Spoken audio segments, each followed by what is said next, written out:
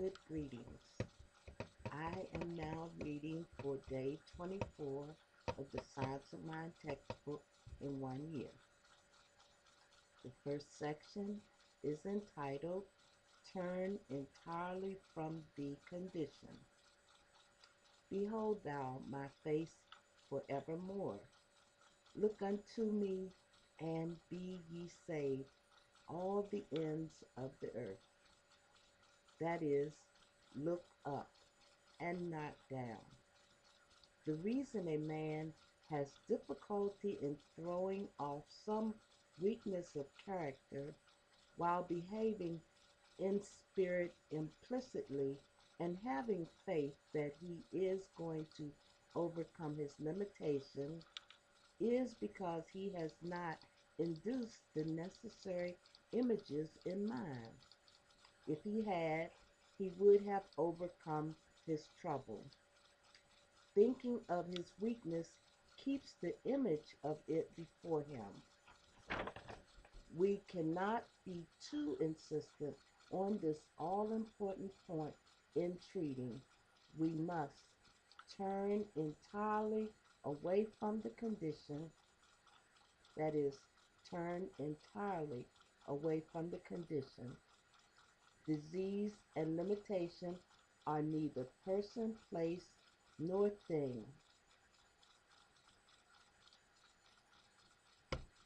Turn entirely from the condition or limited situation to its opposite, to the realization of health, happiness, and harmony.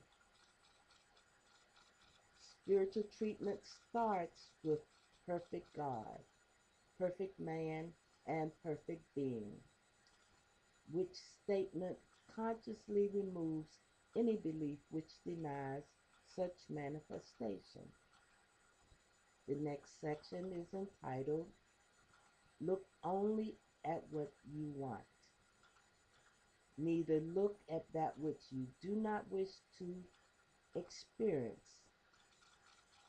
That is, never look at that which you do not wish to experience. No matter what the false condition may be, it must be refuted. The proper kind of a denial is based upon the recognition that in reality there is no limitation, for mind can as easily make a planet as an acorn. The infinite, the infinite knows no difference between $1,000,000 and a penny. It only knows that it is.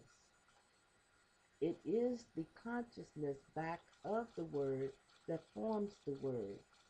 Consciousness means the inner embodiment of an idea through the recognition of truth and a direct relationship to the divine. The greatest teacher who ever lived was the most spiritual man, for the more universal and comprehensive the thought, the more godlike it must become. A good treatment is always filled with the recognition of the presence of God or good. This automatically wipes out any picture of undesirable conditions, for the Spirit of God is a law of elimination and obliteration to everything unlike itself. Even in what we term spiritual things, we are still dealing with the law of cause and effect, for God is law. The more exalted, the more heavenly, the more boundless, the more godlike or Christ-like the thought is, the more power it will have. This is why the greatest teacher became the Savior. A spiritual genius would have to be a savior. The next section, never limit your view of life. Never limit your view of life by any past experience. The possibility of life is inherent within the capacity to imagine what life is, backed by the power to produce this imagery or divine imagination. It is not a question of failing or succeeding, it is simply a question of sticking to an idea until it becomes a tangible reality. The illusion is in the way we look at things. We have looked at poverty, degradation, and misery until they have assumed gigantic proportions. Now we must look at harmony, happiness, plenty, prosperity, peace, and right action until they appear. When we are making a demonstration, we pay no attention to what happens in the objective world. We interpret causes by conditions only as we recognize that a condition must partake of the nature of its cause. If there appears to be confusion in the condition, then there must have been confusion in the thought back of it. We pay no attention to the objective expression so long as we know we are getting the right subjective recognition. The way scientifically to work out a problem is daily in thought to conceive of it as already being an accomplished fact in experience. We realize the desire is already embodied in the absolute. We are dealing with nothing less than the absolute, with reality. During the process, many things may happen that appear to be destructive.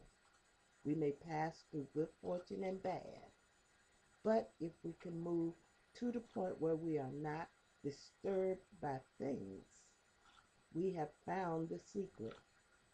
If, as Jesus said, we judge not according to appearance, but judge righteous judgment, remembering that things which are seen are not made of things which do appear. Let me repeat that. Remembering that things which are seen are not made of things which do appear. If, I repeat, we can judge in this manner, out of any chaos, we can produce harmony. That's the end of today's reading. That is for day 23. At the beginning, I may have said 24, but it's for day 23 of the Science of Mind textbook in 1 year. God bless and good night.